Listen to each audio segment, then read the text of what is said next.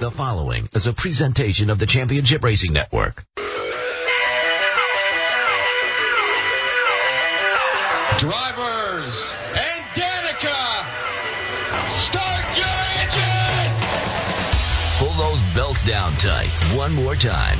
Warm up those tires. Hit your marks. And let's go racing, boys and girls. NASCAR, Indycar, Formula One, Formula E, NHRA, and local dirt track and drag strip racing talk.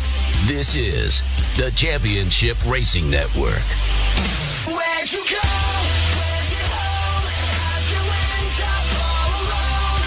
Can you hear me now? Hear me now. Now, here's Steve West, Dustin Harmer, and Matt Nicholson with producer John Myers. Welcome in to the Championship Racing Network here on Yay 106.5 WYEA 1290, coming to you live from the J&M Tank Line Studios in beautiful downtown Sylacauga, Alabama. Check us out, Yay 106.5 and WYEA 1290, of course, on Radio Alabama in the East Central Alabama area. Online, WYEA.net. Make sure you download that Yay 106.5 app for smartphones and tablets. And we have got one heck of a show for you this week. As we were talking about in the promo this week, you see on the live stream, hi Facebook, of course, out there. Steve's not here. Matt's not here. They're at Talladega in the tower as we speak, working. So, behind me, if you're looking at the Facebook Live, you see a young gentleman back here by the name of Cruz Skinner. Cruz, what's going on, buddy? Welcome to the show. Thanks. Appreciate you having me, and should be fun. It's going to be a ton of fun. It's going to be a little different this week for the folks because we haven't gotten the chance to talk to you in a while. It's been a little while. It's been a little while. I have learned a few things before we got on the air today. Honestly, I'm a little disappointed that you haven't had me on lately, but it's okay. It's okay. Well, you know, and that's the one thing that we've been changing up. And the one thing we were talking about the other day is we got to get Cruz on air. We got to get Cruz back on the show now that we've moved. Of course, you came on with us before quite a few times while we were up in Birmingham. Always had a great time talking to you. As a matter of fact, had a blast. As a matter of fact, you know, you were our first guest on the show. Really? Yes, you were. I did not know that. See, now you know that. See, that's why you're most important.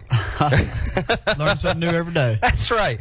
But Cruz is going to be in for the entire show today. We're used to getting a quick 15-minute in, out, done, and now we get Cruz for 2 hours. So big thanks to, of course, you coming on to the show. Your dad, Greg Skinner, he's in studio with us too. He's not on the video, but that's okay. But he's going to chime in from time to time. And of course, if you look behind me on the other way, Nikki DeMond has made it down from Maryland. Good morning, Nikki. Good morning. How are we doing today? Wonderful.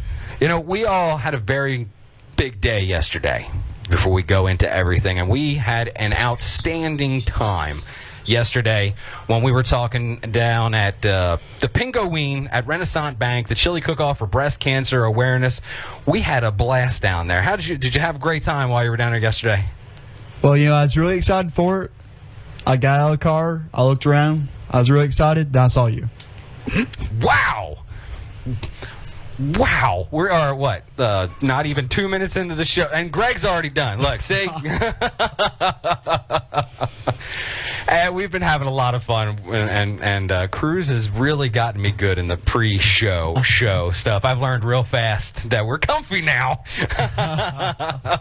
But going back to Renaissance Bank down there, had a great time. Of course, breast cancer awareness, everything that was going in yesterday. You had your super late model car down there yesterday, the number 11, the Cruz Missile. That you are. Well, we just thank you so much for bringing that down. Talk a little bit about the day for you, being down there and getting a chance to meet the folks there at Renaissance Bank. Oh, absolutely. I had an absolute blast, even though you was there. Yeah. We had a car on display. I had to go to school that morning. I left school, and I went pretty much straight there. So got there, got to talk to some really great people at Renaissance Bank. Some, like I said, really great people. Had fun, got to talk, meet, take pictures. Yeah, that was always a good time, isn't it? Always. Hey. That was some great photos, by the way. You know, everybody from the branch that was able to come out of the building and get a chance to take a picture with you in front of your super late model. And I know they appreciated you being down there. We appreciate you so much. Nikki, now that the chaos is over from the event, how are you feeling the day after?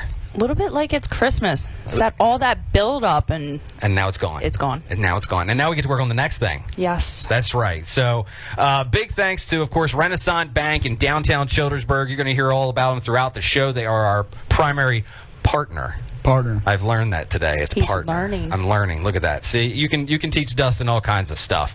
We're going to be talking about them throughout the day. We're also going to be having some big news coming out at the end of the month. We're going to be finding out everything that was raised because all of the proceeds yesterday from the event went to the Breast Cancer Research Foundation of Alabama. So that's an outstanding thing. We were really expecting a great crowd, and we got more than what was expected. So big thanks to you, of course, for that, because we had some people actually drove down from, north of Birmingham to come see you because they knew you were going to be at the bank. Your fan base, man, they're crazy. We've got so many things going on, of course. Still, we've got a lot of stuff going on this week, and of course, like what we were talking about a few minutes ago, Steve West, Matt Nicholson, not here for the show this week. They are in Talladega Super Speedway. They're up in the PA Tower. A little weird for me because I'm here and not there.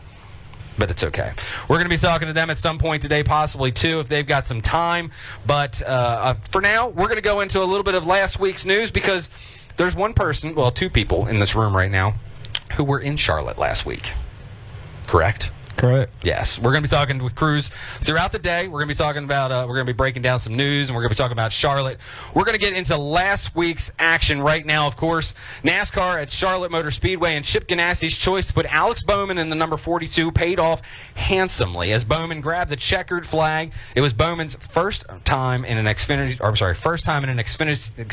ride in almost a calendar year. 1 year, and he comes in and he grabs the win and has been without a ride this season, but he will be taking over the number 88 at Hendrick Motorsports in 2018 over in the Monster Energy NASCAR Cup Series, serving as a simulator driver for the team in the meantime. Now, for you, let's talk about your weekend a little bit for the Xfinity race. Where were you? How was your vantage point? And what did you think of the racing overall, seeing Alex Bowman grab that checkered flag? I was fortunate enough to be able to go up there and meet some cool people. And I was actually watching the race from the top of the 12 car, Sam Hornish's pit box. So, that's something new to me. And it was really cool to see that perspective of it, seeing the crew chief and engineers sitting there working. And, like I said, just gave me a whole new perspective. You sit there and watch on TV or you're at the track sitting there looking at them. You sit there and wonder what they're doing. Now, for you as a driver, I mean, you're used to being in the car. You're used to driving, doing all that stuff. And everybody else is trying to figure out how to make things, square away. You're telling everybody what they need to know.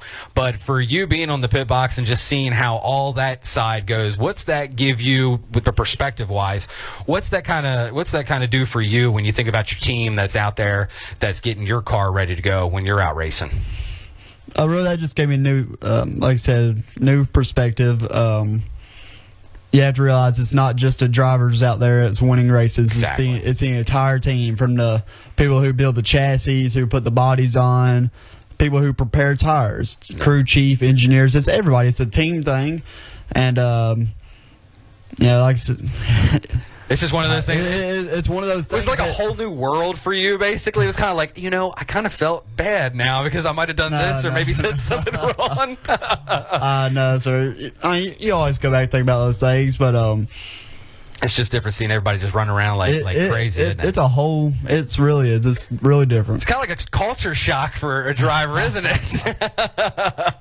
It's a little different being up on the box than it is in the car. Did you feel the need that you wanted to jump out and work on the car too? I was going to leave it. Crossed your mind, didn't it? No. I might have talked to the crew chief a little bit, but I don't know if I was going to. Just give him some pointers. Well, I tried, but he wouldn't listen to me. Oh. Well, the rest of the top 10 following Bowman included Sam Hornish Jr. Of course, you were on his box in one of the Team Penske entries. Then Ryan Blaney, Moonlighter Austin Dillon, Brendan Poole, Cole Custer, Daniel Hemrick, Moonlighter Daniel Suarez, who led the most laps, but a cut tire late caused an unscheduled pit stop, costing him a chance at the win. Matt Tifft and Elliott Sadler, they completed the top 10. So the Xfinity Series is down to 8 now left competing for the title following Charlotte, because Charlotte was that cutoff race for the Xfinity Series, and they are in seed order: William Byron, Justin Allgaier, Elliott Sadler, Daniel Hemrick, Cole Custer, Brennan Poole, Ryan Reed, and Matt Tifft. Tifft begins round 2 of the Xfinity playoffs 22 points behind William Byron right now as they head into the next coming race. When you look at the point system this year, especially with NASCAR, and how you almost have to be absolutely perfect, you can't have any mistakes. Looking at the fact of Tifft beginning 22 points behind Byron at this point, knowing that there's going to be a cutoff after 3 races, how do you think he has to approach that next series? I think they can approach it a couple different ways, really. They can go out and be aggressive, and maybe take some chances that they normally wouldn't take, or they can go out there and be a little conservative and just try to get those points. Right. Really, it's just whichever way they feel comfortable. Me going to a track, I try not to worry about points. I just go try to win. So maybe he'll be able to get up there and get some points and maybe make it into the next cut. So you're saying he's basically got to push that out of his mind and just go out and race the track and not worry about the point system. That's exactly what they got to do. That's it. Like I said, that's the mindset I take to the track every week. If I'm running points, I don't worry about them. I go race. I go have fun and try to win. And talking about points, we're going to talk about your points here in just a little bit too, because we got a little bit to fill in on. Dad's sitting over here. He's got the headset on now. You got any thoughts on the playoffs there when it comes to how these guys have really got to basically step it up a notch, where before you could kind of have a mulligan, you could kind of have a mess up, but now everything's got to be so perfect. For you, what do you think of that playoff system right now? I mean, does it work? Is it making things better? What do you think? I think the playoff system makes everything more interesting. It throws factors in there that wasn't in there before. But what I wanted to go back and touch on was Cruz being on the pit box last week and talking to the crew chief. Yeah. You was talking about him won't jump down and do pit stops and stuff like that. And it was really, really a great time. And Cruz got talking to that crew chief and stuff. He told him, he says, guys, we need to pit. And the crew chief said, we don't need tires, we don't need gas, it's not time to pit. He said, no, we need to pit for a driver swap. And after that, we had to go sit on another guy's pit box. Really? Yes, and it was an igloo cooler, out beside the fence in turn 4. So what you want to that's the stuff that Cruz didn't highlight on there a while ago when he said I got to talk to the crew chief. We also met the security guys at the same time. Did you? It was shortly. It was really shortly nice after guys. that. Did you give Really us autographs? nice Did you get some autographs? Did you give some autographs? I got the security guard's autographs. Did you? Yeah, that was real nice. How was that igloo cooler? It was a little cold, but it was comfortable. It was comfortable. I want to stop for a minute. I want to talk about the Charlotte weekend for you. Have you been to the track? And Dad as well. Greg, jump in here. Have you been to Charlotte before, or was this your first time? That's my first time going. The only 2 NASCAR tracks I've been to is Daytona and Talladega. Talladega, of course, right there, 10 minutes from my house. But we took a trip down to Daytona a couple years ago and got to watch 500, and those are only true 2 tracks I've been to, so it was a whole new perspective for me. Right. I mean, you've gone to the super speedways, and now you were down to up to Charlotte Motor Speedway. For you being there your first time, what was the overall experience like when you arrived, and just kind of seeing how it wasn't a super speedway, it was a little bit different for you? What did you take in from Charlotte itself? Well, at Talladega, you go in, there's the campgrounds, everybody's camping out, having a great time. You go to Charlotte, there's no real campgrounds or anything like that. It's, there's a town around it. Right. And, that was the first thing that popped out at me. But you go in and you see both corners, you see the straightaways, you see the stands, you see the box, and you can see everything from right there. That was just different. Right.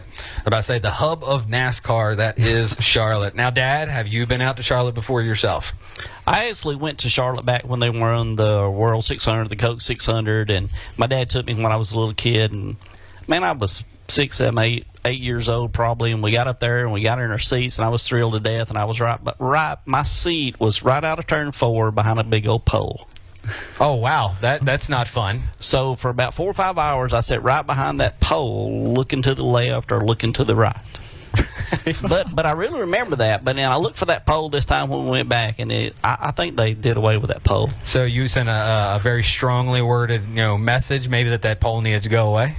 I was just thankful that somebody was able to hear my prayers and my wishes. Yeah, that's exactly that's what it boils down to. For the racing itself, from your perspective, getting a chance to see from in there, what did you think of the weekend overall, especially with the Xfinity Series race that night with Alex Bowman grabbing the checker flag?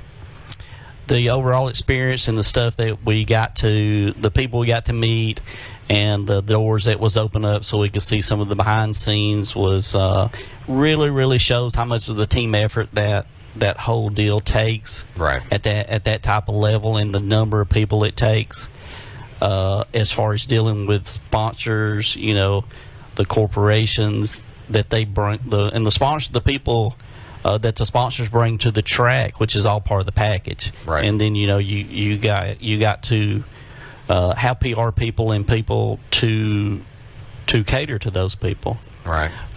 And that's outside of the race team trying to win the race. Right. So it's like two totally different groups.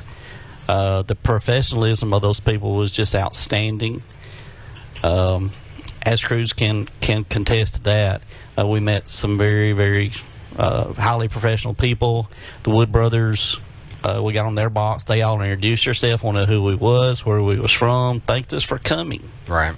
Just highly, highly professional, super great people. Now, after they moved Cruz over to the Igloo Cooler, did you jump up on the box and kind of take control? Well, I had that security guard in a headlock. Oh, okay. And then his friend showed up. Oh, his friend showed up. And back up. And I had to let that poor guy up off the ground. Oh. At that point in the race, I was watching alone. Where's Dad? Well, I'm sitting there watching him going around track. I look down. He's gone. He's gone. He's gone. And I finally get down to turn 4 after all this, and Cruz said, "Did you get them hot dogs?" And I said, "Son, they were sold out." They were sold out. I was hungry. I was hungry. I was hungry. We are having a great time so far on the show. Of course, having Cruz Skinner and Greg Skinner for the show. This is going to be one of those days. This is going to be a fun time. I can already tell. We've got to take a quick break here on the Championship Racing Network and hear from our sponsors and from a few other folks. So we'll be right back for more right here on the Championship Racing Network on Yay 106.5 and WYEA 1290. Stay right here for more on the Championship Racing Network.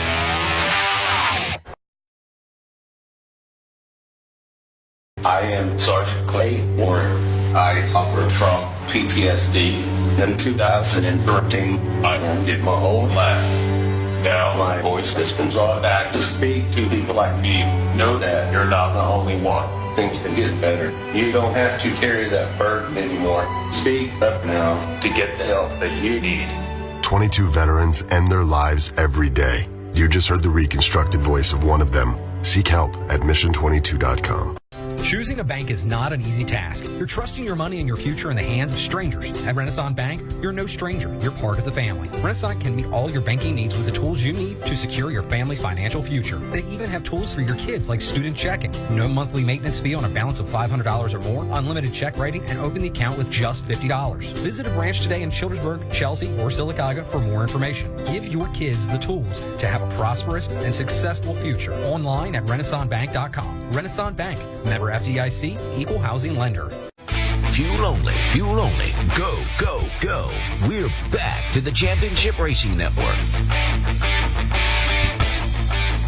Welcome back into the Championship Racing Network here on Yay 106.5 and WYEA 1290, coming to you live from the J&M Tank Line Studios in beautiful downtown Sylacauga. Make sure you download that Yay 106.5 app for smartphones and tablets. That way you can listen to us wherever you are in the world, whether it be Charlotte, Daytona, Phoenix, wherever you are, whatever track you're at, you can listen to the best in racing talk, the Championship Racing Network.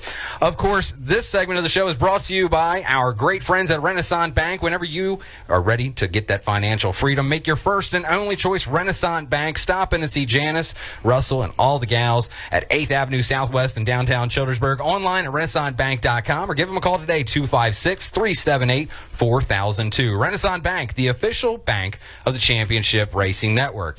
And now we're going to get back to some news, because we were talking about Charlotte. So we're going to continue on with a little bit of Charlotte news here with the Xfinity Series. Of course, now we were talking about who's left, 22 points behind and everything else. Now we're going to move over real quick. We're going to give you a little bit of Formula One news, depending on where you were or where you are living. Either late Saturday night or early Sunday morning, Formula One took to the Suzuka circuit for the Japanese Grand Prix, with points leader Lewis Hamilton on the pole, of course. Starting second, however, was the man who is second in points, that's Sebastian Vettel, but that was the best view of Hamilton Vettel would have on the day. Right from the standing start, Vettel began losing positions, dropping back to 7th by the time the Ferrari officials called him into the pits on lap 5, saying they were retiring his car, which they did, saddling Vettel with a last place finish. Definitely not good for him. Back out front, Max Verstappen began a rabid pursuit of Hamilton, but other than when Hamilton pitted, Verstappen could not grab the lead as he did the week before in Malaysia, and Hamilton claimed his 4th Japanese Grand Prix title. Joining Hamilton and Verstappen on the podium was the second Red Bull racer of Daniel Ricciardo, and then following him was Valtteri Bottas in the second Mercedes, trailed by Kimi Räikkönen, Esteban Ocon, Sergio Perez, then Haas F1 drivers Kevin Magnussen and Romain Grosjean, with Felipe Massa filling out the top 10. Hamilton, as the series prepares to come to the United States, now holds a commanding 306 to 247 point lead, a 59-point advantage. It also means that Hamilton could claim the title in Texas. More on that later. The gap between Vettel and the second Mercedes driver is actually much closer, with Bottas only 13 points out of second place. So Vettel now dropping back to the point where he could actually lose second place, and now he's looking at losing third place. Daniel Ricciardo is by himself in 4th with 192 points. Kimi Räikkönen with 148. Max Verstappen's 2 podium finishes the past 2 races have him up 111 points. Then Sergio Perez with 82. Esteban Ocon with 65. Carlos Sainz holding 48. Nico Hulkenberg tied with Felipe Massa in 10th place with 34 points. Lance Stroll, Romain Grosjean are within 6 points, so spots are still up for grabs. Real quick over to the Constructors' Cup standings. Right now it's all over but finalizing the points, as Mercedes is completely gone. They have a commanding 540 to 395 point lead. Red Bull is now up to 303 points, with their drivers claiming second and third in Japan. Force India holds 147. Williams up to 66. Toro Rosso has 52. Haas F1 moves into 7th place with 43 points. Renault holding 42 points. McLaren Honda with 23 and Sauber tallying 5. So there will likely be some movement in the lower part of the standings, as Mercedes, like I said a minute ago, is completely gone. Now, getting back over into NASCAR, Sunday, of course, NASCAR got things going for the Monster Energy Cup Series a bit earlier due to concerns about some bands of rain from the former Hurricane Nate, which had made landfall on Saturday evening into Sunday morning, but there was another storm brewing on the track, the Toyota Storm. The Japanese automaker has dominated the playoffs, winning all 4 the events this season. Most dominant driver to this point, Martin Truex Jr., claiming win number 6 on the season at the same time. Looking at the top 10, behind Truex, of course, was Chase Elliott, Kevin Harvick, Denny Hamlin, Jamie McMurray, Daniel Suarez, Jimmy Johnson, Ryan Blaney, Casey Kane, and Kyle Larson. Truex rolls on to round 3, which he did out of round 1 into round 2.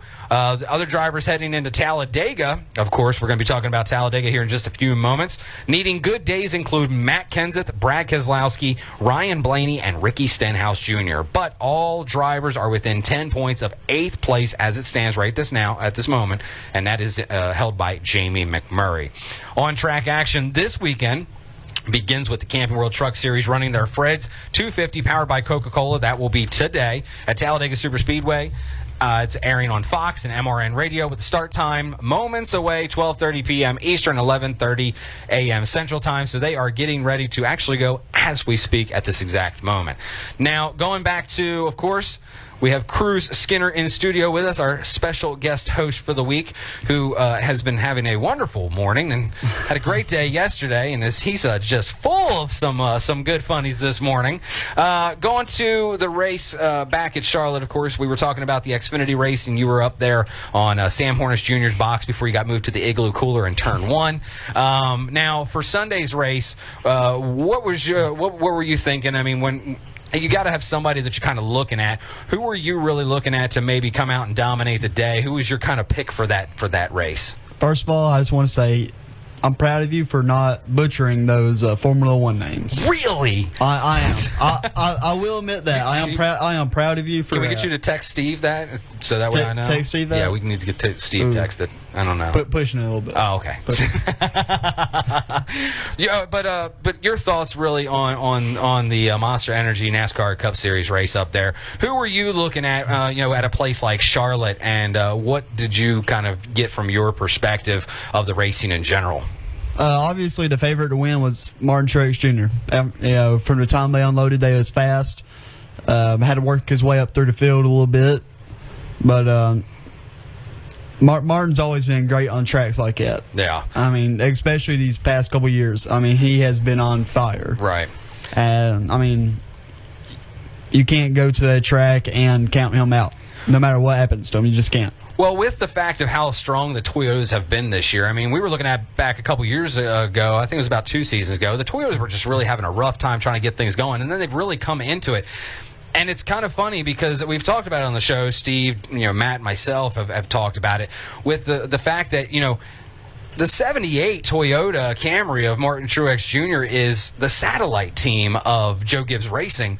But for him to have as much dominance as he has had, especially this season, and of course, like you said, he's got to be that favorite right now. And as a matter of fact, Steve's got him as his choice for the title this year. Matt and myself went with Kyle Larson. But for a team like Furniture Row, being that smaller team, getting able to get some great stuff that they've been able to get and actually putting it on the track the way they have and really overdoing their parent company, what do you think that does for a team? Like if you were in his situation where you were doing better than the people that you were getting your gear from, how would you feel about that?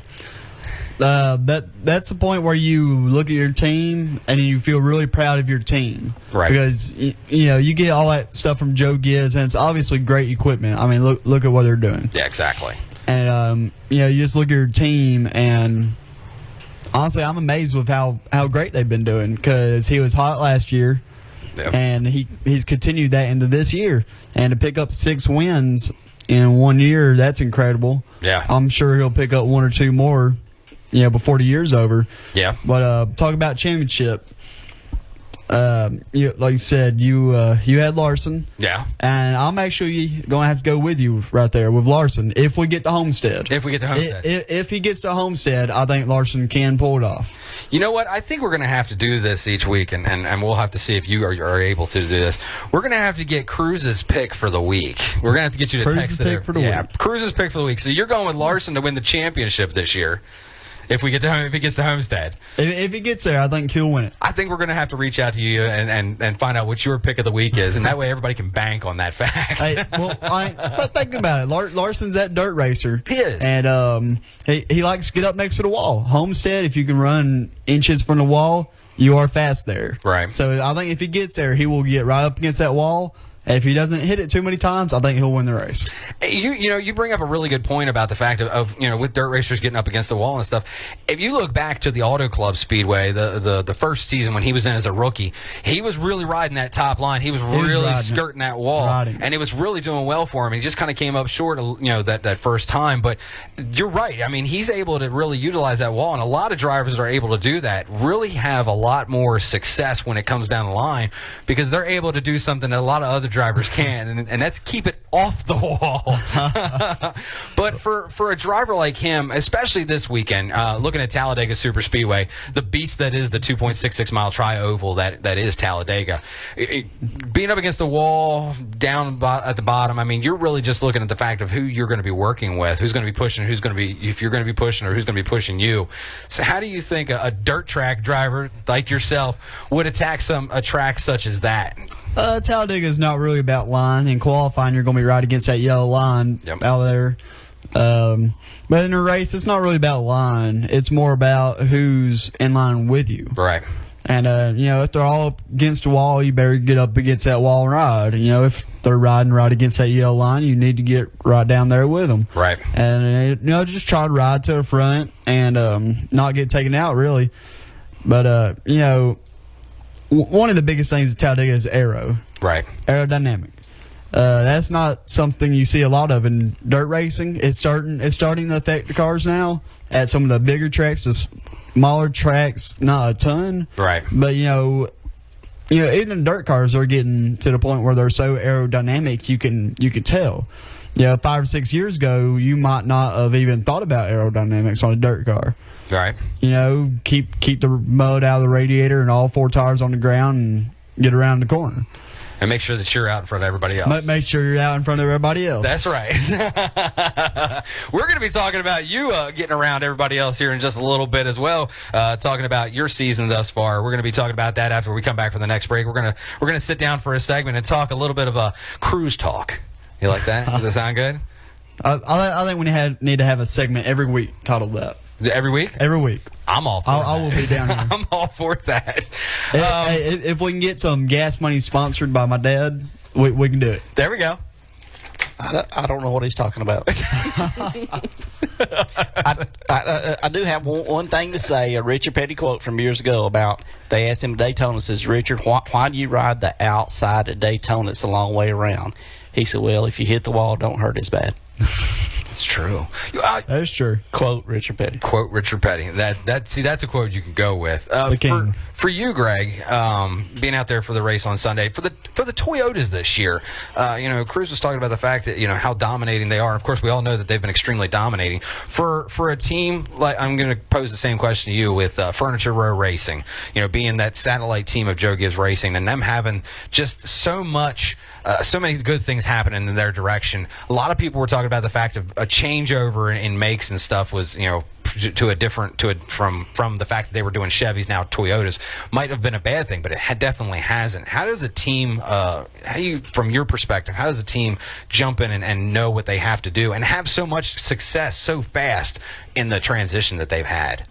I think it comes back down to your employees, the willingness to get there, to sacrifice, to work the extra hours. Right. If you've seen any of my stuff on Facebook, a lot of times I hashtag hard work pays off. Yes. And I comment that on other racers, when they win or they done something, that's what I send them. Hard work pays off. Right. That's good to live by. A lot of that gets back to how hungry you are in anything you do. Right.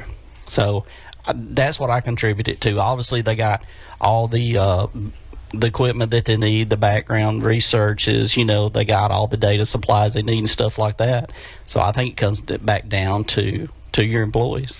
And there's such a hunger from Martin Truex Jr. as well. I mean, seeing him come over from, the fact that he's kind of bounced around a little bit, but he's kind of found himself nice and comfortable now that he's been over there at Furniture Row, and he's really been able to break out and be the guy that we kind of saw him as. The potential was there. He just needed to have the right mix, and we talk about that on the show. Having the right crew chief driver combo, teams, partners, everybody that comes into that. For him as a driver, seeing how hungry he was, and now seeing the massive amounts of success that he's having over there, when he's able to just kind of forget about the rest of the segment, because of course in the first round he won the first race, so he didn't have to worry about the other two races. He wins the first race in the second round. Now he goes to Talladega, he can kind of just go out there and just run. But for him being able to get through the rest of this, if he's able to do what he's able to do and be able to go out and grab a championship possibly, do you think that would be more of a,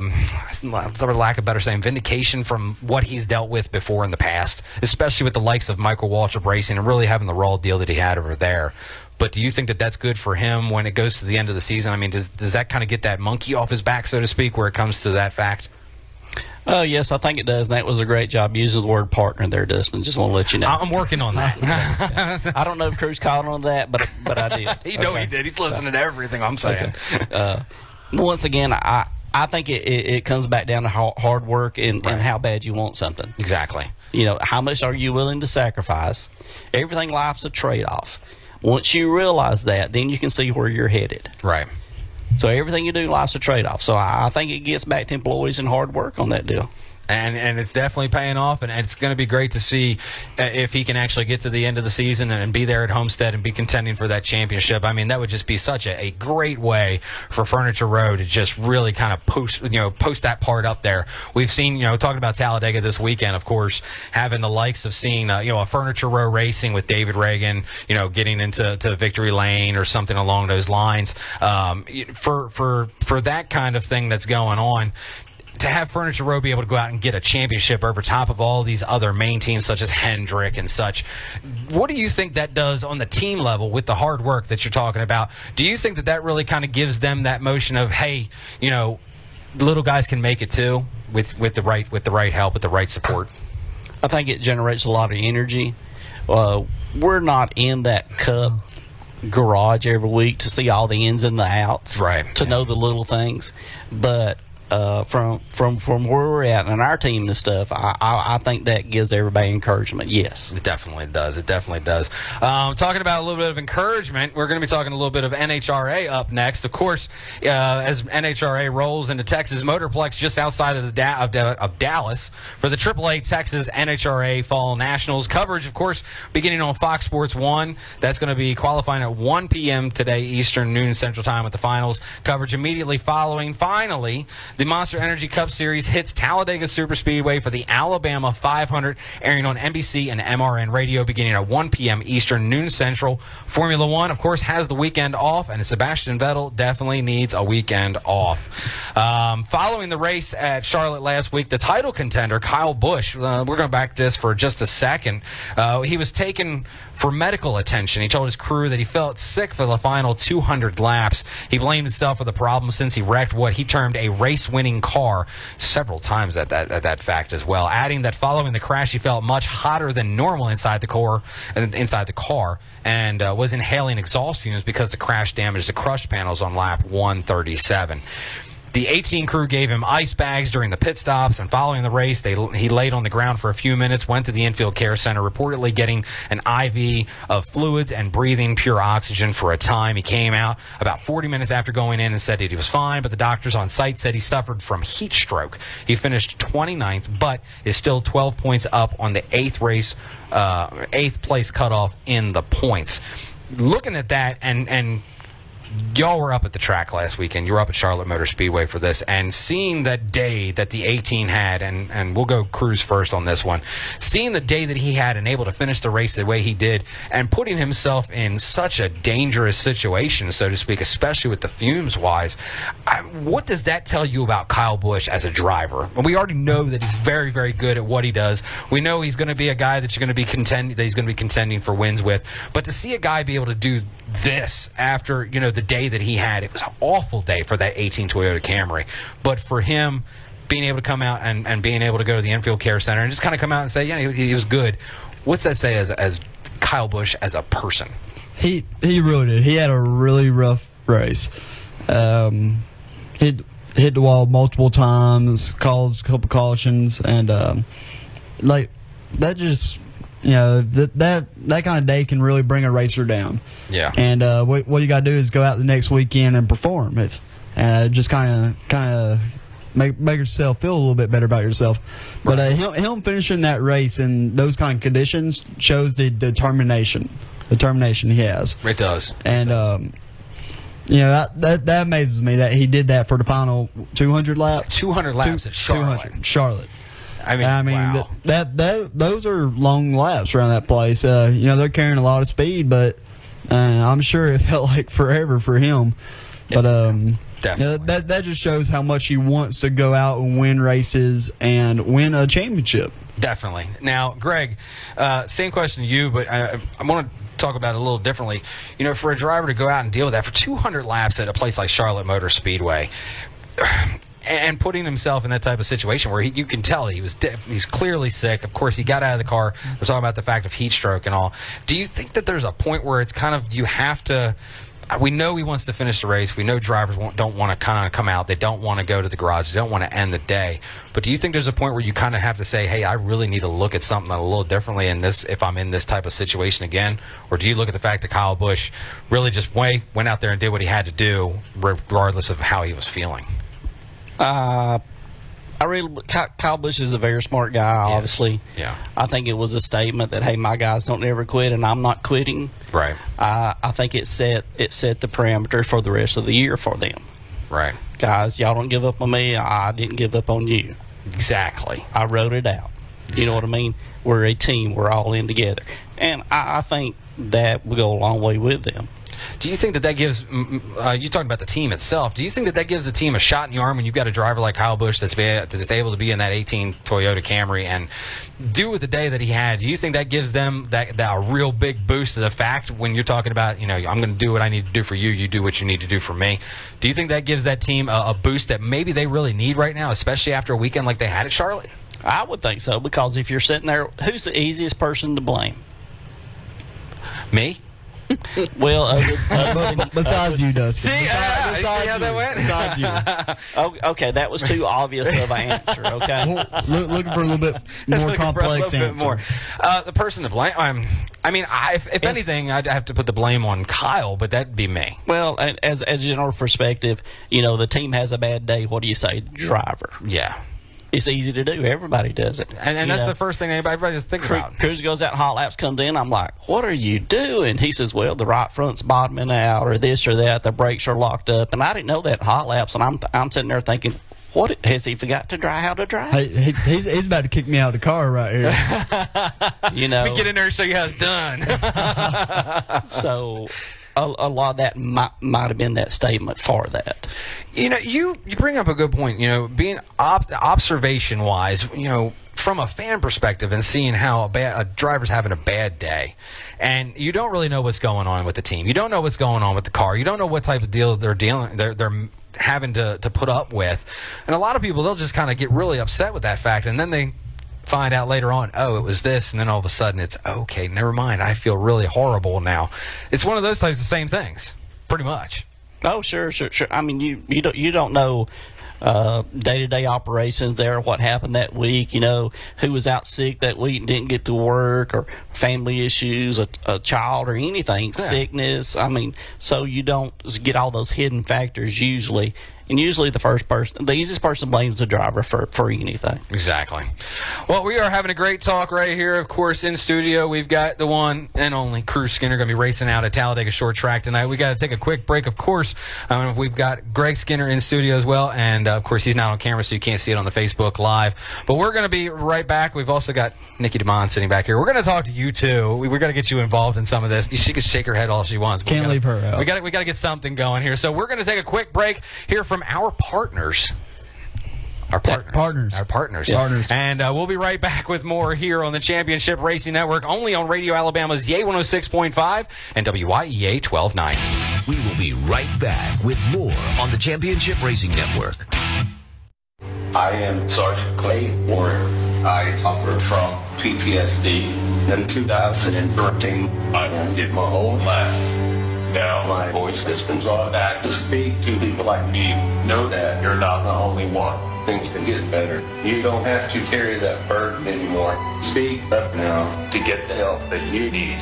22 veterans end their lives every day. You just heard the reconstructed voice of one of them. Seek help at mission22.com. Choosing a bank is not an easy task. You're trusting your money and your future in the hands of strangers. At Renaissance Bank, you're no stranger. You're part of the family. Renaissance can meet all your banking needs with the tools you need to secure your family's financial future. They even have tools for your kids like student checking, no monthly maintenance fee on a balance of $500 or more, unlimited check writing, and open the account with just $50. Visit a branch today in Childersburg, Chelsea, or Sylacauga for more information. Give your kids the tools to have a prosperous and successful future online at RenaissanceBank.com. Renaissance Bank, member FDIC, equal housing lender. Starting a business can be a hassle. The most important part of that starts with the right bank to take care of your business's financial future. Renaissance Bank is ready with the tools you need to not only establish your company, but grow your current company. With multiple business accounts, Renaissance can make sure that you have the right account to fit your needs. Skip the hassles and visit Renaissance Bank on 8th Avenue Southwest in Childersburg today and get your business on track to succeed. Online at renaissancebank.com. Renaissance Bank, member FDIC, equal housing lender. 4 tires and 2 cans of fuel, and we're back to more racing action on the Championship Racing Network. Welcome back into the Championship Racing Network here on Radio Alabama's Yay 106.5 and WYEA 1290. Coming to you live from the J&M Tank Line Studios. Remember, of course, you can listen on air, Yay 106.5 and WYEA 1290 on the radio dial. You can listen online, WYEA.net. Or make sure you download that Yay 106.5 app for smartphones and tablets. It's great HD quality audio. Or, of course, you can tune in through the Facebook Live, which you can see everybody's bright, smiley faces, except for one, and that would be Greg Skinner, who adamantly said, no, I am not getting on Facebook Live. He said he needs a haircut. So Today doesn't. It's all about my partners, which is you, Nikki, and Cruz. That's right. And Nikki's shoe is still untied. Yeah, have you checked that there, Nikki? I'm not looking this time. You're not looking this time. See, This she's time. already put herself This on the time. bus now. Of course, Cruz on the other side over here, having a great partner on the show today, of course, having a great talk so far. We just did get some news. Of course, Matt and Steve are out at Talladega Super Speedway up in the tower, and I think somebody that you was one of was, I think we're talking about maybe a pick of yours. Christopher Bell is going to be on the pole for today's Fred's 250 powered by Coca-Cola at Talladega Super Speedway. Christopher Bell, we were talking about him before the show, before we were even on the Facebook Live. We had a little chit-chat about him doing what he's been able to do this year, being part-time and then coming in, and now he's got full-time, and he's just doing what needs to be done to get the wins. And now we're going to be talking about that here in a little bit, and I don't know if it's actually in here, so we'll talk about it now. He's moving up to the Xfinity Series next year. We do know that is going to be taking place. Do you think that Christopher Bell is that guy? Maybe he should stay in the Truck Series one more year. He's had part-time, full year. Or do you think that he's ready to move up to the Xfinity Series? I mean, is there maybe moving too fast? Justin, are we talking about the Truck Series here? Yes. My pick is Courtney Force for the win. Courtney Force for the win, okay. Yeah, Which truck is she driving, Greg? Well, I don't know, but I hear she wins a lot of races. She wins a lot of races. We'll see if she can get... I'm done. Courtney Force. He's picking Courtney. Who are you picking for the Fred's 250? He's gonna kill me with this right now. I'm telling you. No, You're not gonna do it. No. I'm like I said. I'm gonna have to go with Christopher Bell here. You're gonna go with Christopher Bell. Oh, Bell. see, he changed his thought process. Well, he stole my pick. He's your pick. Stole my pick. So I'm gonna have to go with Christopher Bell. He's been hot. He has. He had a good year last year part time. He's had a great year this year full time. Moving up next year, I think he's determined to go out there and get a championship before he moves up because he knows this is his last year to be able to do that. Do you think, going back to that one question, though, before Courtney Force was going to win the race, do you think that a lot of these drivers might be moving up a little too fast in the series? Just your thought-wise. I mean, we've seen the likes of a lot of guys, Elliott Sadler going up to the top level, and he's not really able to do well up there. We've talked on the show that guys and gals hit a certain level that they shouldn't maybe go past, that where they're comfortable and they do extremely well and they try and do too much. Do you think that maybe Christopher Bell might be doing too much too fast, or do you think that if he's able to do what he's doing right now that he's going to actually do extremely well in the Xfinity Series next year? Well, Elliott Sadler, he went up to the Cup Series and he's able to compete a little bit. But he's a very good driver. He is definitely extremely competitive in the Xfinity Series, which is very hard to do. Yes, with people like Joe Gibbs and Penske having teams in it, right? Having these young drivers developing new talent. But it's just kind of one of those things that you have to go see. Yeah, there's really no way to tell before you do it. Just go do it. If you're successful, awesome. If you're not, then do what you want to do. You know, if that's going back down and racing, or if that's doing your own deal. You know. Well, let's put you in the seat for a minute. Let's put you in Christopher Bell's seat for a moment. You're in the Truck Series. You're having a lot of success. You're going to be moving up to the Xfinity Series next year. Do you have a superior amount of confidence that you're going to go in and of course you're not expecting things to go bad or anything like that. So you're hoping for the best. How would you, as a driver, go into a series and thinking, oh man, this is going to be great, it's going to be awesome, and then maybe have a few issues? How do you mentally bounce back from that type of stuff? And you know, each week on the track that you deal with, you go out there thinking, you know, hey, we're going to go out there, we're going to do this.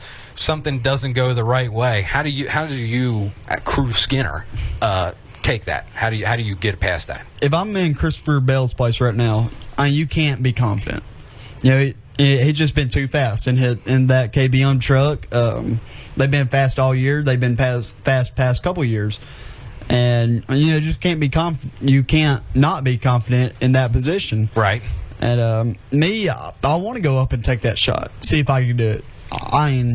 Me and my dad's always pushing each other, trying to get better, and I always push myself to go up and see if I can do it. Right. If I can't, you know, slow back down, develop more, try new things, get faster, go back and try it again. That's always been my mindset for it, is push yourself until you can't go any farther. We are going to talk about that a little bit because we're going to be taking our hard break here in just a moment, since it's the first hour is already over. Really? It is. Wow. I mean, this moves fast. But you brought up a very good point. You know, you've been through the Crate Late series. You've moved up to the Super Late. So we're going to talk about that a little bit when we come back from this top of the hour break, because that just brought up a whole new thing of actually thinking about that, of how that's going. So we want to find out how your Super Late program's been going and how things are going just in racing in general. Nikki, you're going to need to come up with a pick for the truck race today as well. So we'll give you time to think about that. And Greg went with Courtney Force. Courtney. So he went with Christopher Bell. I'll go with Force. You're going to go with Force? Yeah, sure. Well, You know, Dustin, I'm surprised they got that car through tech. Yeah, you know, I'm kind of curious at how that happened. There might be a little bit of favoritism going on we're there. picking the truck race, son. The truck race. Yeah, truck race. Right? Yeah. Courtney Force. You're a mess, Greg. We're going to take our top of the hour break. We'll be back with more sideshow here on the Championship Racing Network. Of course, Cruz Skinner, Greg Skinner joining us, Nikki DeMond, Dustin Harmer in studio. We'll be back for more right here on Yay 106.5 and WYEA 1290. Don't touch that dial. The Championship Racing Network will be right back. Choosing a bank is not an easy task. You're trusting your money and your future in the hands of strangers. At Renaissance Bank, you're no stranger. You're part of the family. Renaissance can meet all your banking needs with the tools you need to secure your family's financial future. They even have tools for your kids like student checking. No monthly maintenance fee on a balance of $500 or more, unlimited check writing, and open the account with just $50. Visit a branch today in Childersburg, Chelsea, or Sylacauga for more information. Give your kids the tools to have a prosperous and successful future. Online at RenaissanceBank.com. Renaissance Bank, member FDIC, equal housing lender. I am Sergeant Clay Warren. I suffered from PTSD. In 2013, I ended my whole life. Now my voice has been brought back to speak to people like me. Know that you're not the only one. Things can get better. You don't have to carry that burden anymore. Speak up now to get the help that you need. 22 veterans end their lives every day. You just heard the reconstructed voice of one of them. Seek help at mission22.com. The following is a presentation of the Championship Racing Network. Drivers and Danica, start your engine! Pull those belts down tight. One more time. Warm up those tires. Hit your marks. And let's go racing, boys and girls. NASCAR, Indycar, Formula One, Formula E, NHRA, and local dirt track and drag strip racing talk. This is the Championship Racing Network. Where'd you go? Where's your home? How'd you end up all alone? Can you hear me?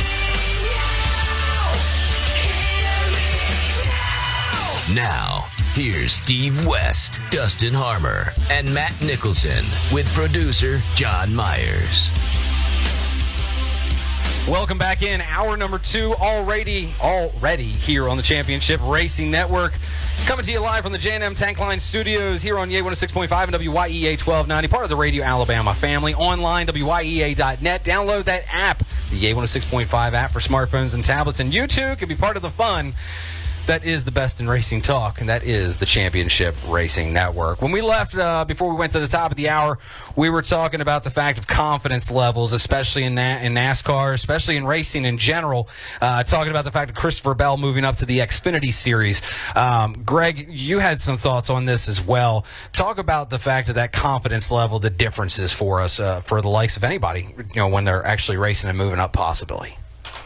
Well, with me seeing that as being a past driver, now being a car owner or a crew chief, a setup guy, or whatever you want to call me here, Cruz's dad mostly. There's two different kinds of confidence. You can be a cocky confidence, or you can have confidence in your program, knowing where your program's at. Right. Well, with that being said, you can race outside your boundaries of that confidence zone and knowing what you're capable of, or you can race within it. Right. You got to get out of your comfort zone from time to time to get your program to the next level. A lot of that depends on financing and stuff like that. You bring up a great point, and of course we're going to talk to Cruz on this one. Cruz, he's talking about the fact of moving up and everything that needs to be done and all of that. For you, you are used to driving in the Neesmith Crate Late Model Series. Now you have also stepped it up where y'all have gone up to the Super Late, the Neesmith Super Late Model Series. For you as a driver, and we're going to come right back to you, Dad, on this one. For you as a driver, that confidence level that Christopher Bell or any driver has to have, how did you attack that in the first place, moving up? And since we've talked to you since that time, let's talk about how your thoughts are and how things have gone for you as the driver moving up to the Neesmith Super Late Model Series. It's the same way you have to attack Christopher Bell moving up into the Xfinity Series. You're going to be moving into something with a little bit more power that drives different. You're going to have to change your driving style. You're going, possibly different new tracks, new competition. It's new, and it's just a matter of how you adapt to it, and it's bringing that confidence into this, the new series if you're moving up into Xfinity or Super Late models. For you, break yourself down a little bit. What thoughts have you had as you have been up into the Neesmith Super Late Model Series? For you personally, how has it, what's it done for you, the driver? It's different, like I was saying. You have to carry that confidence over and adjust. Right. And that's one of the things I've been doing the past few Super Late Models races, adjusting. Super Late Models. If you had to give yourself a grade right now, what would you say your grade would? Yeah, look, see, you like that? Self-grade. For you, where would you put yourself on the scale of grade-wise of how you've been able to get in there, adjust, adapt, and grade yourself as that driver right now moving into a series like the Neesmith Super Late Model Series? I think in any transition, there's no such thing as an A, because you are always learning. That's right. There's always something new to learn. No matter if you've been racing for a few days or 20 years. Right. You are always learning something new. The cars are evolving, the tracks are evolving, everything's evolving. New technology is coming into the sport, and you're always learning. So there's no such thing as an A. B is going to be extremely well. And, I feel like I've adapted fairly quick. I don't want to sound fulfill myself or anything, but I feel like I've done decently well. Probably could have gone back and fixed some things in the past Super Late Model races, but that's all part of it. Yeah, it's going out there, learning those new notes you have to have for the Super Late Models and their power difference, trying to hook twice as much power up. And just going back and building your confidence up in the Super Late models. Some of it transfers, but really, I don't think you can transfer all of it. For you, what's been the biggest difference that you've had to adjust for on track moving up to the Naismith Super Late Model Series? For you, what's been that one thing that you've got a little bit of the grip on it, but you're trying to figure out a little bit more? What's been that biggest hurdle?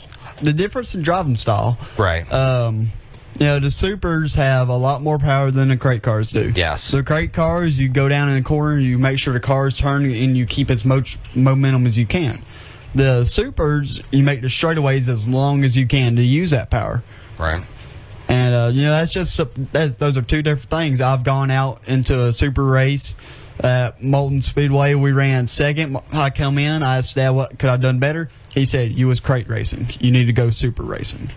And that's just one of those things that you have to go out there and watch the people around you that experience super late model drivers and go learn. Dad, let's come over to you since he's moved up from moved up to the Naismith Super Late Model Series. What would you say right now has been? We've heard what his hurdle is from your perspective, because you have a total different perspective. We were talking about in the last segment of how something's going. What would you say about Cruz right now moving up to the Naismith Super Late Model Series up from the Naismith Crate Late Model Series? I think that the question you asked him about how would you grade yourself is a very unfair question. Okay. And unless you asked him in the way, how do you grade yourself? Right. That's what I would. Yeah. But I'm just saying there's two different ways to grade. Everybody wants to win. Oh, You of course. sit in the stands, you win in crate races, you get in the super, you run in the back. Okay. Everybody thinks, well, he can't do it. Well, if your program, you're grading yourself on your own program, you might be making A's because I'm learning each week, I'm making strides. You got to set your goals within your team. Right. So that's that question could go either way. Okay. Does that make sense? No, that's fair. I mean, Right. And that's what I want to understand a little bit more is, how it's impacting a driver, how it's impacting a team, and that's a very good point. It might not be up to par with everybody else, how everybody else sees it, Right. but for you might be going heads above the rest right now just based off of your program. Right. How has that program been for y'all right now? I personally feel like the super program, the reason it hadn't accelerated any more than it has is personally on me with my setup knowledge and technology. Hadn't been able to apply enough of it and gather enough information quick enough for Cruz. So basically, how many super late Naismith Super Late Model Series, Dirt Late Model Series races have y'all run this year so far? I know we talked about it on the show in the previous life, but how many actually have you run this year so far? Well, there's the Naismith Super Late Models, and there's a Super Late Model Series, which is an open motor. Okay. And so we've probably run 10 super, the Naismith Super stuff or the Super Late Model races this year. The thing about it is, even when we win a crate race or if we even win a super race, Cruz always comes back in and go, okay, what can I do better? And I give him my view from that, what I think we could do better. And if we go out and qualify, or if we run a heat race, a restarts, anything, he says, okay, what should I have done on that restart? Is there anything I could have done better? Okay. So even at that, I mean, if he's winning races or if we're setting fast time or if we're running in the back, he is always an open book and wants to know what could I have done better. From that, I would say he's at an A grade. Okay, so based off of y'all's program right now, that's where you see yourself. So you see yourself on par where you all need to be right now. You're learning the technical side of things. He's learning the driving adjustment side of things. So everybody's coming together as a team. And overall, it's where you want to be at this point based off of what your own program, because you don't want to be worrying about anybody else right now. I think Cruz is ahead of the setup guy. Okay. I mean, really and truly. Like I say, Cruz is such an open book, wanting to absorb and learn and figure out what he can do better. And I've got to catch him up on the super side, to show more of his skills at that. Now, Cruz, going back to where you're at right now, the Naismith Crate Late Model Series. Talk about this season. Let's go through some points right now. Of course, you're 18th in points, 262 points right now. Moved up, of course. You have you got 3 top 10s. One, of course, was last night. Your 4th race was last night. Your 5th will be tonight. You got 3 top 10s. Talk about last night's race out at Talladega Short Track for you. so far this weekend, and how the track is? Because every time you go to the track, it's always different. There's never the same time it's going to be the same. So talk about the track this weekend. Talk about your race last night. Last night the track was very different than what it usually is. In the early parts of the night, it had a lot of moisture in it, and that's something I really haven't seen from it since early 2015, late 2014. So we really had to think back into those real old notes of how to get around there. Right. And you don't change a ton, but you do have to adapt for that grip on the track. So it was a little bit wetter than usual, and we was turning times in the low 14s in qualifying. So that's getting around that place with a crate motor. So we had a very good night in my eyes. Not quite where we wanted to be. We qualified second in our group, fourth overall, and we was able to get up to third. And I feel like we had a chance to battle for second. If I was able to get up there, we had the car too early in the race. We dropped off just a little bit, but we had a strong third place run, and that's what we wanted to do last night. Obviously, we wanted to win, right? But we're trying a couple new things. Gary Winger has gave us a couple different perspectives of things to try, and I've changed my driving style. We've changed some on the setup. And that's something major, especially for a driver to change your driving style from one week to another. Yeah, that was my next question. Was how does that impact you personally? Because you're trying to get used to the next level, but you're trying to maintain what you've got in this level. How do you do that? Where you go in, you got to remember this is not where I am. I'm here right now, and this is what I have to do. How do you do that personally? Last night it took me a minute. It took me a couple of laps to. Think of my driving style, the one I'm trying now, because I've run, in my short, in the time I've drove a dirt late model, I've made a good number of laps around Talladega. Right. And now I'm changing my style, and I'm having to change the points where I let off the gas, get on the brakes, let off the brakes, put the gas back up, start turning into the corner, stuff like that. And it was something new, and I feel like we went out and did very well for what we was doing with like I said, a strong third place run. And tonight, hopefully, we'll be a little bit stronger. Yeah, hopefully we'll be able to talk about a win next week. Dad, talking about the same type of stuff that Cruz is talking about here. With going to the track and it being different.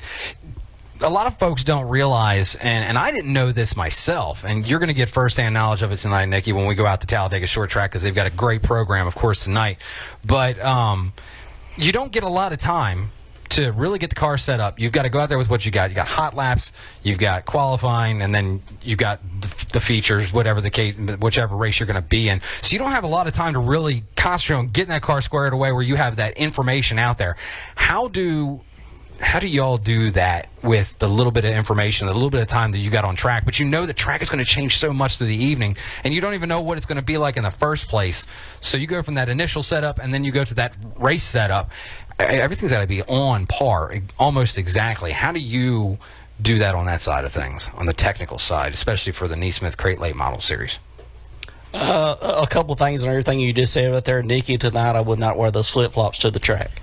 Yeah. Okay. Your shoestring might get untied. I like that. And Cruz has changed his driving style, which is braking points, acceleration points, angles, lines around the racetrack and stuff. And I was writing those reader cards from the stand and holding them up as fast as I could last night in those 2 or 3 laps for me to tell him what he needed to correct. So he really did a good job reading that sign, me holding it up in the grandstand. Okay.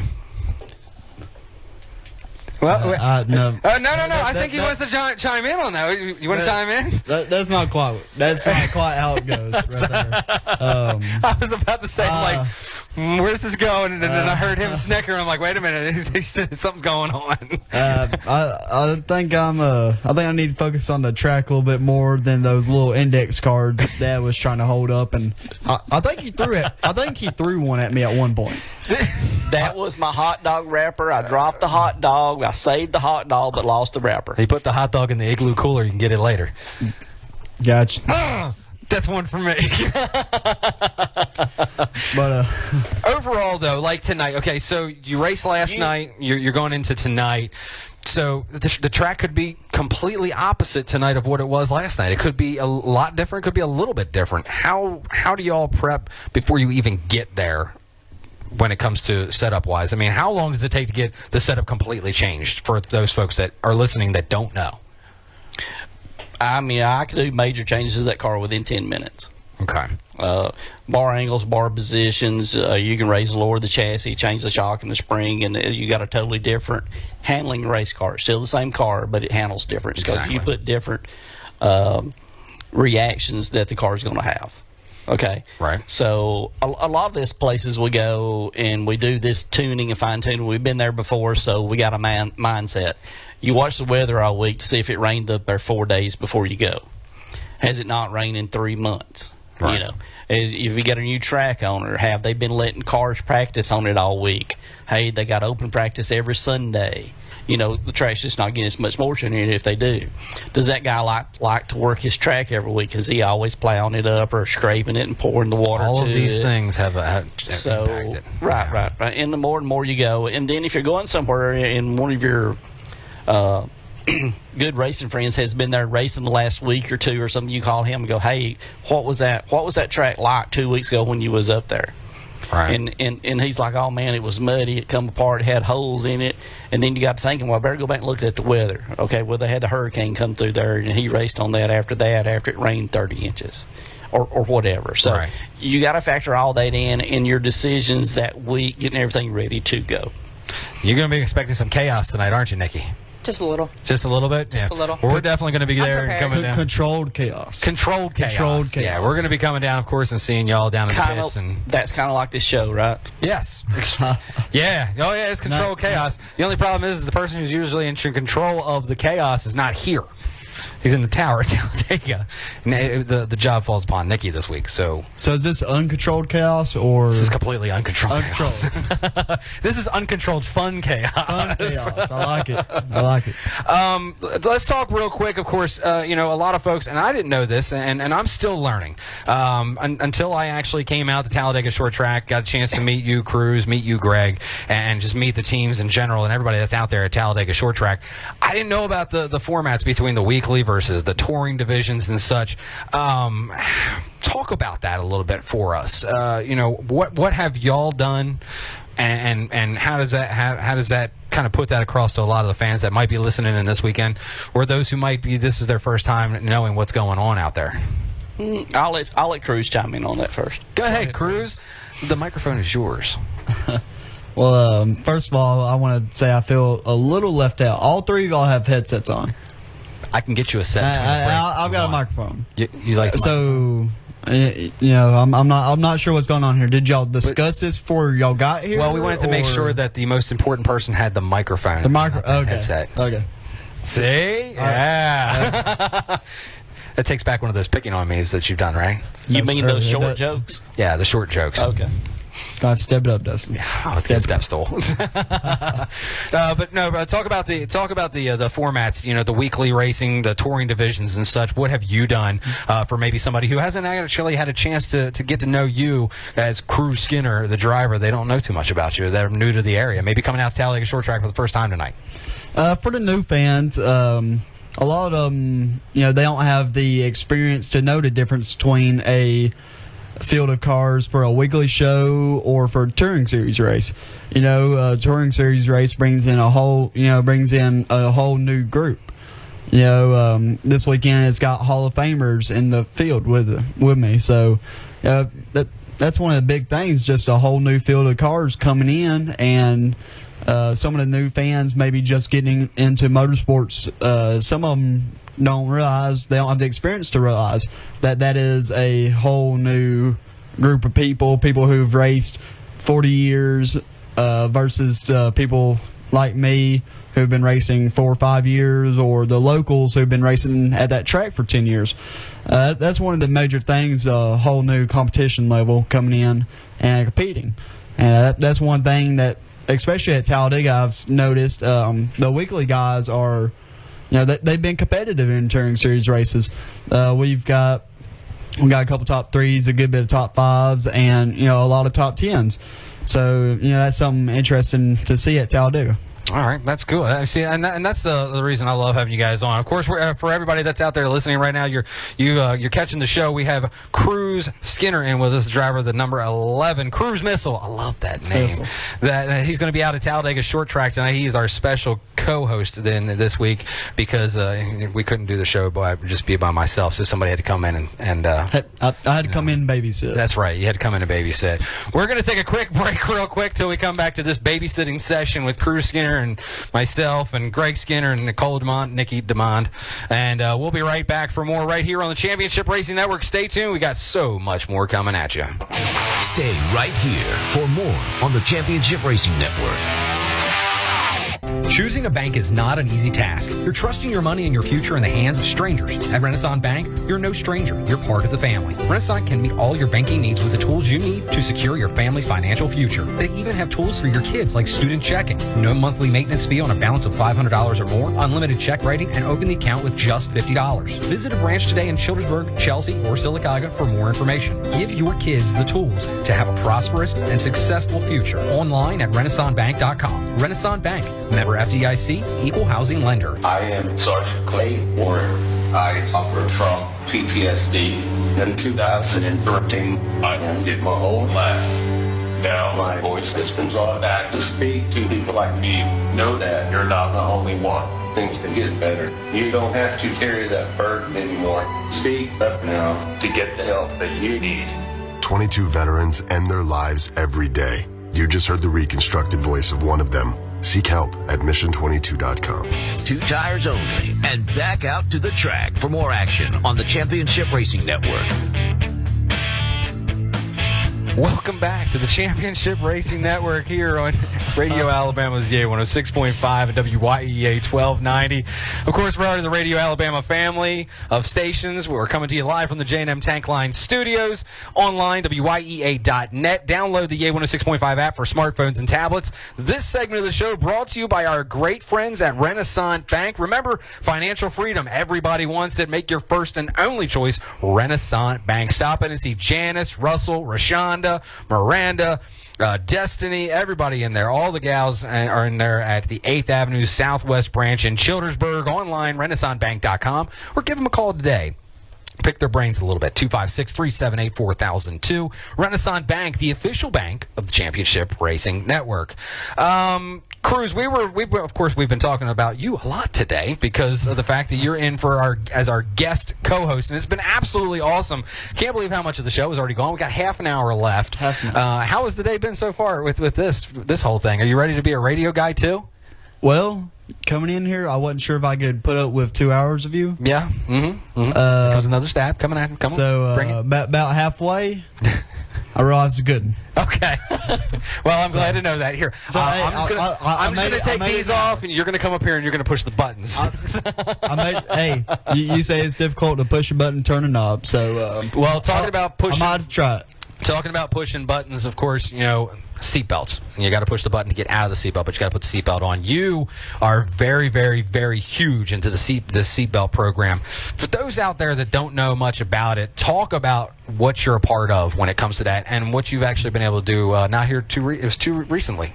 First of all, I just want to make sure your booster seat has seatbelts too. Man, right. It Nikki, does, I need right? burn cream like a champ right now. But no, seriously, for the seatbelt wise, for you, talk about it a little bit. For those that don't know anything about it, this is your chance to talk to them about it. In 2015, I was fortunate enough to be selected as the Alabama Ticket campaign spokesperson. That was a lot of fun getting to do the commercial, do the billboard, go around, talk to a couple schools, and that's just a lot of fun for me and for a good cause to go spread the word on how important seatbelts are. Last year, I did speeches across the state with DECA, MAD, to go spread awareness on safe driving. And this year, I've continued to do more speeches, post on social media, keep on spreading the word, because if we can save one life, it's totally worth it. Right. All this, everything that we've done is totally worth it if we can save one life. Well, now, when you say he's having a heck of a time with that pen today. I am. For you, That when you must say be a Florida State pen. Can't hold on to it long. Moving on. I should have never let that one out of the box, should I? Nope. For you, speech-wise, where do you get a chance to go? I know you go to some schools and stuff, but where have you actually been able to go to do all of this with the Click It or Ticket program? I've been all over the state of Alabama doing speeches and we're really highlighting schools because we wanted to get teams to buckle up now. That way they get it into it's a habit. Yeah. Because if you create bad habits, they're hard to break. Yes, they are. Just like rolling through that stop sign instead of stopping there. Right. Just not buckling up's a bad habit that you really don't need. Exactly. So that's what we've been trying to do, go around to schools and create those good habits of buckling up and making sure everybody else is in the cars buckled up as well, not just you. Because no matter if you're going from New York to Florida or right down the road to your grandmother's, it takes one time. Now, you were recognized recently. What was the story with Secretary of State John Merrill? Let's talk about that. Talk about that a little bit with your Click It or Ticket program. I was recognized for being a part of the Click It or Ticket program, and Secretary of State John Merrill and many other special guests came to Oxford High School, and we had a assembly there, and we talked more about driver safety, and I'm just so fortunate to be able to be put in that position. That's just such a big win for not only me, but Oxford school systems, the city of Oxford, really, because I couldn't do it without them. Right. So everything I do, I couldn't do without the support of the city and the school system, allowing me to go do those speeches and be able to just go make up my work for full credit, stuff like that. But really just a great honor to be able to just meet them. Just meeting them is an honor, but to be recognized by them, it's just indescribable. Now, what have you got coming up? Anything coming up down the road here that you're going to be doing with the Click It or Ticket campaign? Any future stuff that you're going to be doing at this point? I'm obviously going to continue to do my speeches and social media posts and things like that. Right now, we don't have anything major that I know about. I'm sure my dad's keeping something from me. Yeah, we're going to him next. He always keeps something from me. Always throws me for a loop.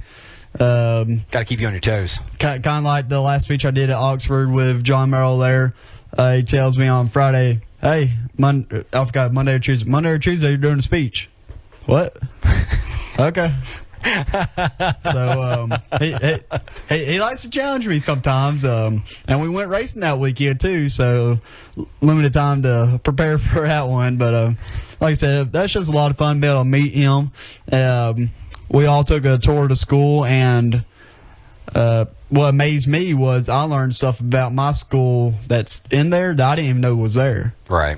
So that shows how far Oxford has come, and how many departments they have, and reaching out to those new job markets. Now, Dad, this Click It or Ticket campaign, and of course meeting Secretary of State John Merrill, seeing crews out there doing that kind of stuff, and that's outstanding. And we here at the show are completely ecstatic for the fact that he's doing that, and it's such a great thing. But he kind of threw you under the bus a little bit, just a touch, to the point where you just kind of don't fill him in sometimes on things. But what's that Click It or Ticket program been like for you to see him in there doing that? Dustin, a lot of time life don't fill you in either, does it? No, it does not. You got to roll with the punches. Exactly. So in some way, that's me preparing Cruz for life. I like that. That's a very good thing. That's a very good thing. Seeing Cruz, what he's done with the Click It or Ticket, obviously makes you very proud as a parent.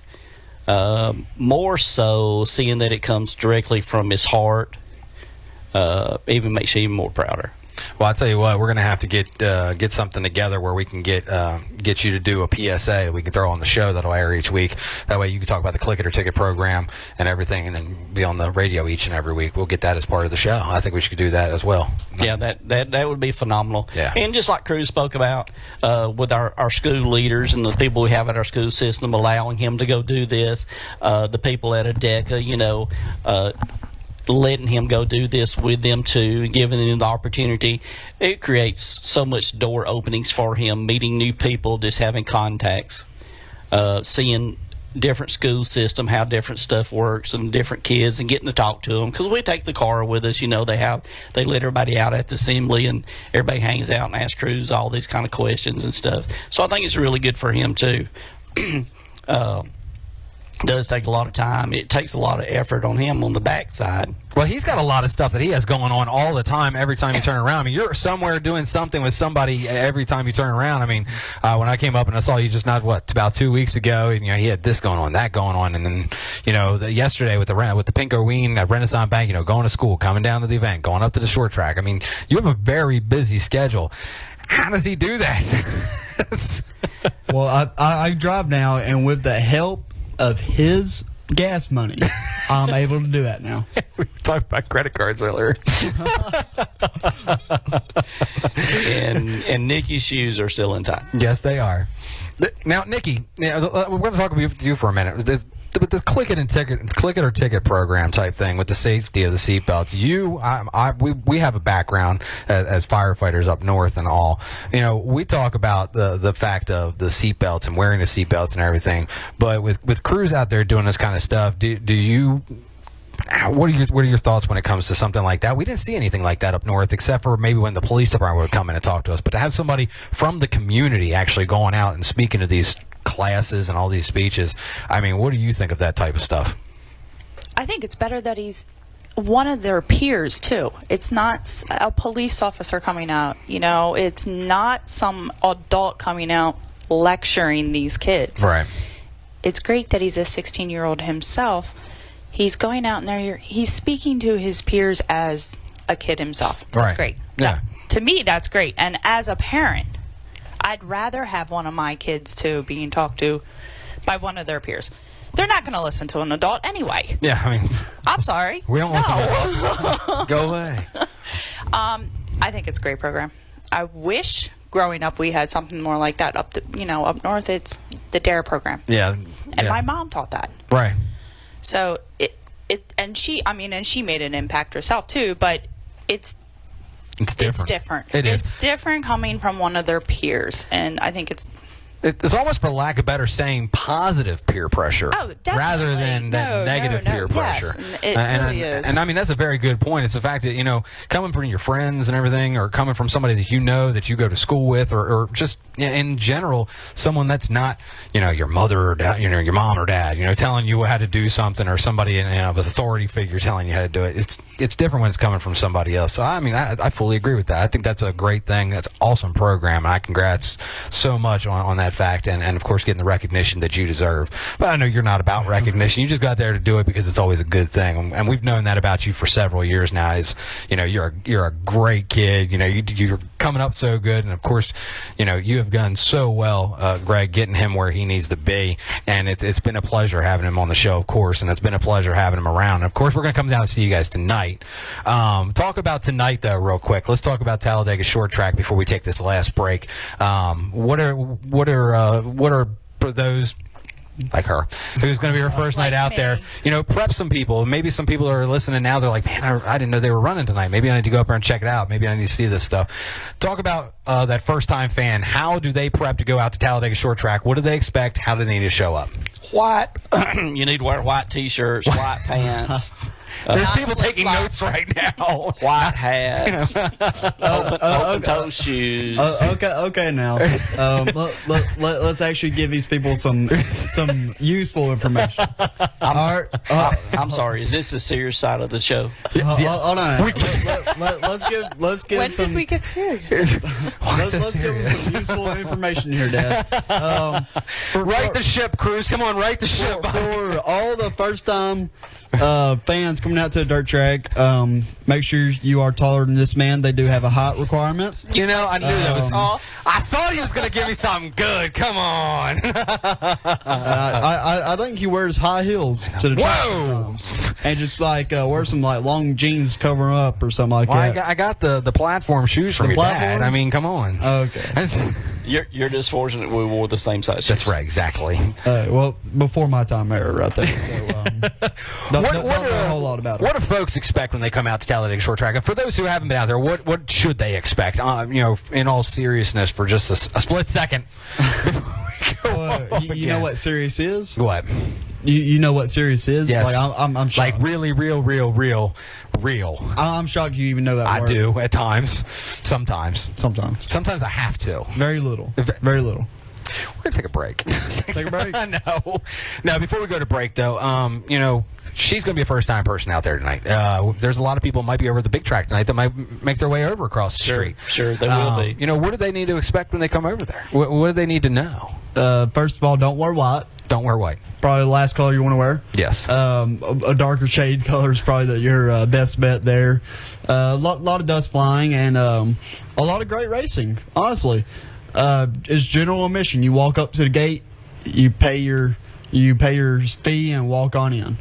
Right, and then the cool thing about going to the short track, of course, is the fact that you can get down in the pits too. I mean, you pay another a little bit more of a price to go into the pits, but you can go into the pits. You can see the crews working. They can come down and see crew Skinner. They can see everything that you guys got going on. They can actually see it in front of their face and see how you guys go about your weekends and see all the chaos, the controlled chaos that's going on out there. Absolutely, and that's something I encourage a lot of the first-time fans to come do. Walk around the pits. Come talk to the drivers. Because, a lot of them enjoy talking to the fans. I know I do. Yeah. Every time I see a fan walk up, if me and Dad are talking, I finish up there real quick and get out there quickly to talk to them. Yeah. Because, especially if they're young fans. Yes. Because, there's got to be a next generation of fans to come through and support the sport. Right. Whether they're going to be future drivers, future crew chiefs, mechanics, engineers, or just fans. There's got to be another generation. And that's something I like to do, go and help grow that generation that's going to come support the sport.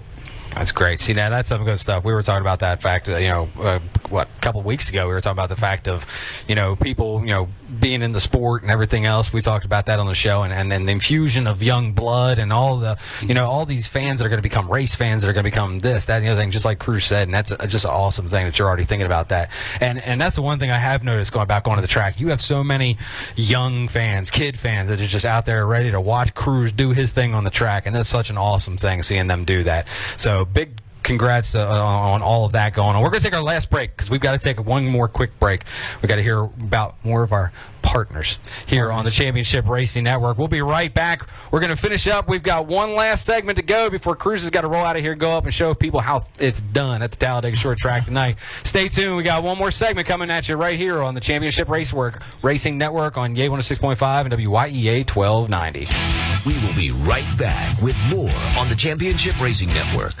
Choosing a bank is not an easy task. You're trusting your money and your future in the hands of strangers. At Renaissance Bank, you're no stranger. You're part of the family. Renaissance can meet all your banking needs with the tools you need to secure your family's financial future. They even have tools for your kids like student checking. No monthly maintenance fee on a balance of $500 or more, unlimited check writing, and open the account with just $50. Visit a branch today in Childersburg, Chelsea, or Sylacauga for more information. Give your kids the tools to have a prosperous and successful future. Online at RenaissanceBank.com. Renaissance Bank, member FDIC, equal housing lender.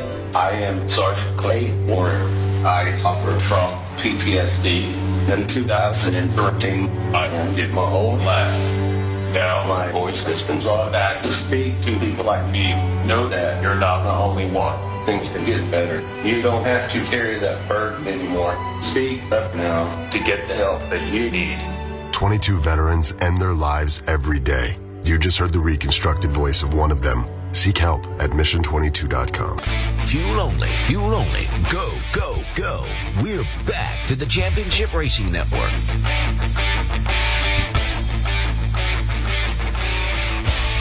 Welcome back into the Championship Racing Network. We are in we got 10 minutes left in the show already. This 2 hours has been absolutely crazy fast. This has been so off the hook. I just can't wait to come back. I'm in so much trouble when I see Steve. It's not even funny because we through 2 pages of his news. But you know what?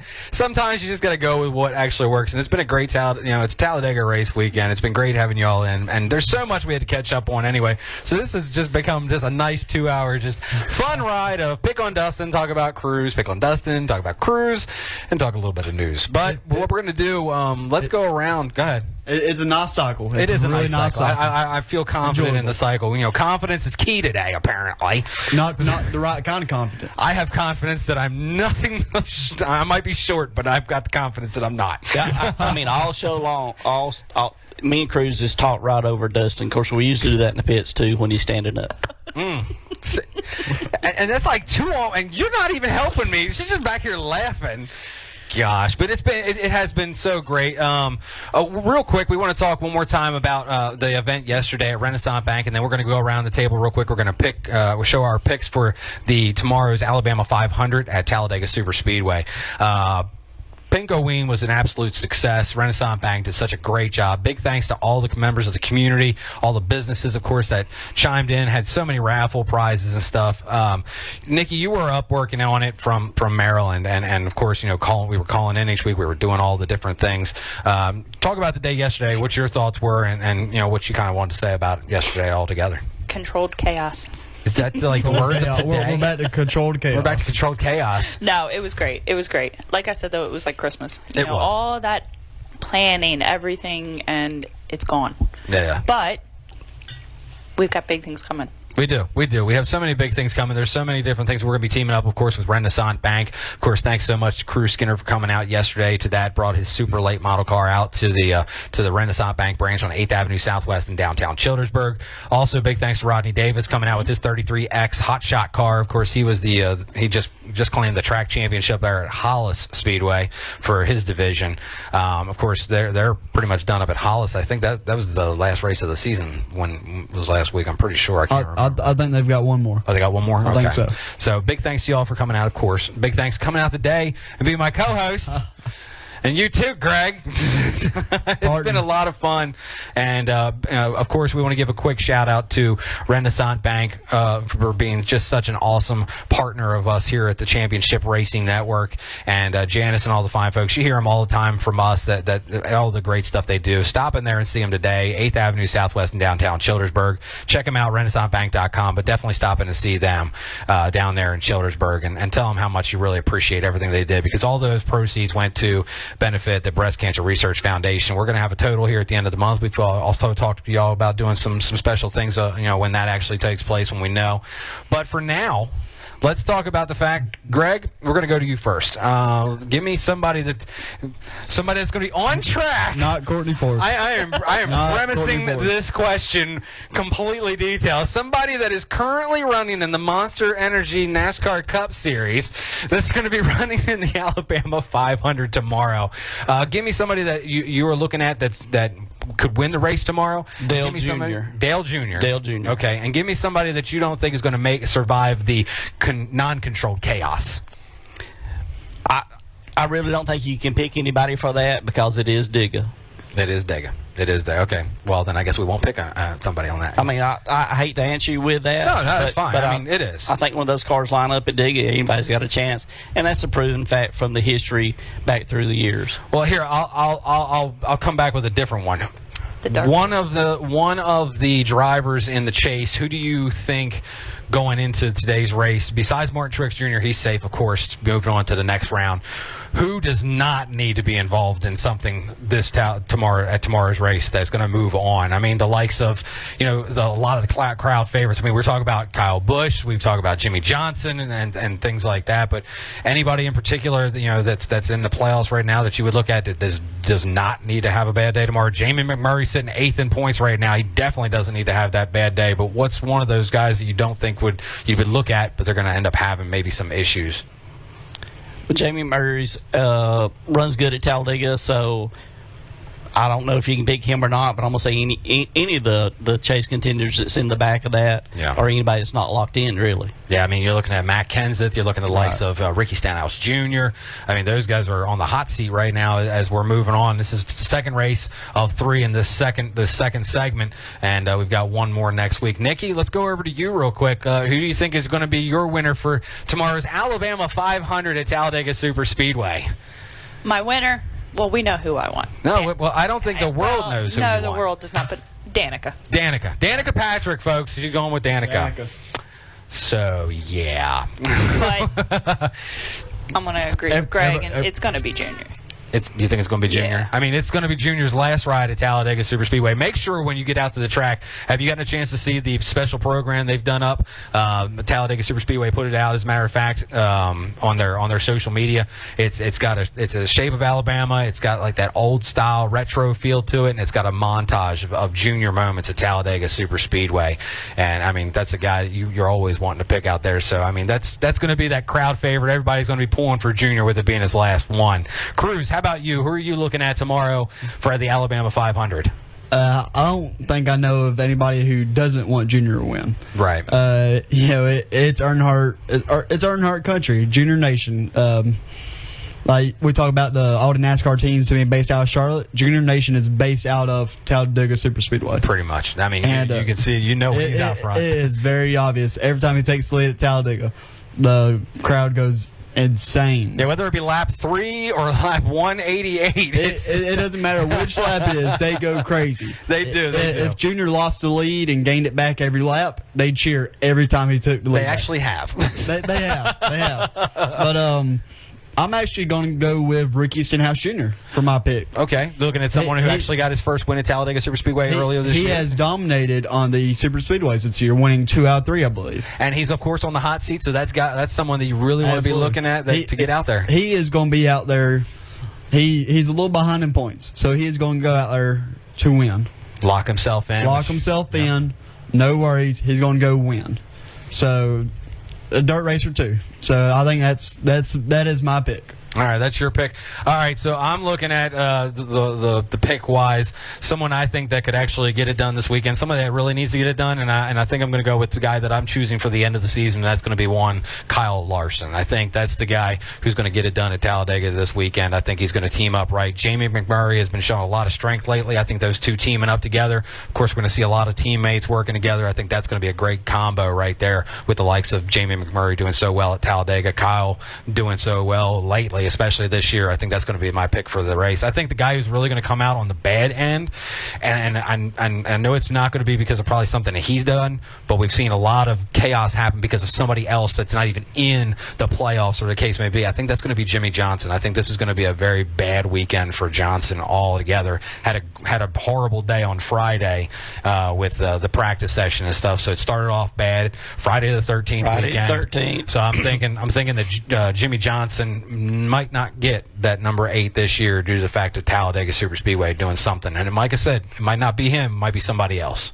That's very interesting that you bring that up. 7-time champion, you would expect him to have all that experience there, having all that knowledge, being backed by a team like Hendrick Motorsports. Yeah. Obviously, a great history at Hendrick Motorsports, Yes. especially at these super speedway tracks. Yes, definitely. That surprised me a little bit that you bring him up, but he has struggled a little bit this year. But you look at the past years, he, especially in this new chase, in the chase era, right? He may have struggled through the years a little bit, but once he gets that chase, all of a sudden it's all firing on all always cylinders. Yep. all cylinders. Yeah. So I think he will make it to the Final Four. I think he will be a contender. All right. Well, we're going to see how that goes because we're going to start getting Cruz's pick each and every week. We're going to see how that goes. We're gonna either have you chime in through the Facebook page, or maybe I'll send you a text message and we'll see what happens. But I know everybody's going to be pulling for you tonight. Of course, we got like 2 minutes left in the show. Real quick, once again, thank you so much, Cruz. It has been an outstanding time just sitting in and getting a chance to talk a little bit of racing with you, getting a chance to not have that quick 15-minute and just kind of just hang out and have a little bit of fun. So it's been great. Hopefully we can get you back again at some point in time when your schedule is not as busy. Absolutely, man. I've enjoyed it, not just having 15 minutes to beat up on you, having a whole 2 hours to beat up on you. I know. That's gonna remember that that's next new time. to me. I enjoyed it. Real quick for you, let's talk about your sponsors and let's talk about your partners. Let's talk about all the folks that help you each and every week at the track. Let's talk about them for a minute. Go for it. Definitely, I want to thank Skinner Body Shop, Nee Smith Racing Series, Mike Vaughn over there. They put on a great racing series, very affordable. It levels out the power competition. Boyd Speedway, Gary and Ashton Wenger, giving us those new views, getting us fast. Real Wheel Racing Wheels, Napa Auto Parts, Huddle House, Schoenfield Headers, Austin Hines Motors, Boozer Tire, Sunoco Race Fuels, my dad, my grandparents, for all my family, both my sisters, for always supporting me, Freestyle Graphics, Kaiser Manufacturing, and finally I want to thank CVR Race Cars and Chip Vineyard for building an extremely fast and safe race car for me. Outstanding. Well, we want to thank our partners too. That's Renaissance Bank. Make sure you check them out. We'll be talking to you again right here next week on the Championship Racing Network. This has been a presentation of the Championship Racing Network.